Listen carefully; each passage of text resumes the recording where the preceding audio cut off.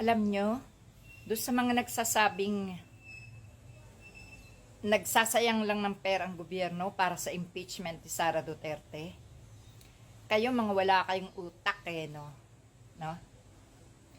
Ninanakaw nga ni Sara Duterte yung pera ng gobyerno na sa walang kapararakan Pagkatapos, sa pagbibigay ng leksyon kay Sara Duterte, panghihinayangan namin ang nagagastos.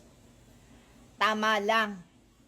Dahil yung paggasta sa impeachment case si Sara Duterte ay may magandang kahihinatnan kung sakaling yan ay ma-impeach. Kaya nga sabi namin, i-impeach para hindi sayang ang pera ng bayan.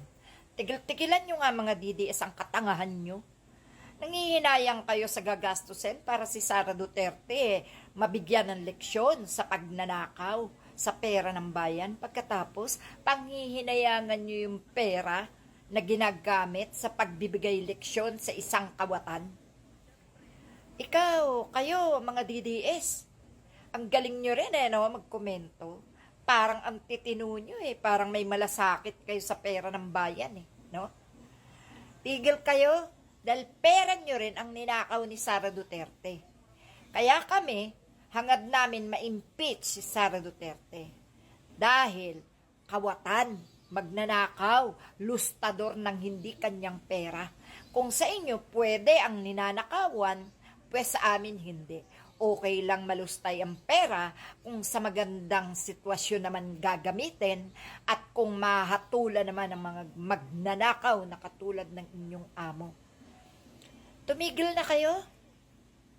Dapat hindi ang gobyerno ang pinagsasabihan nyo na nagsasayang ng effort at ng pera para sa impeachment.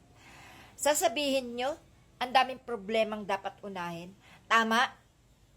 Unang-una, ang pagsabihan nyo, si Sara Duterte, na huwag baliw, huwag bangag, huwag gaga, at huwag mayabang, no?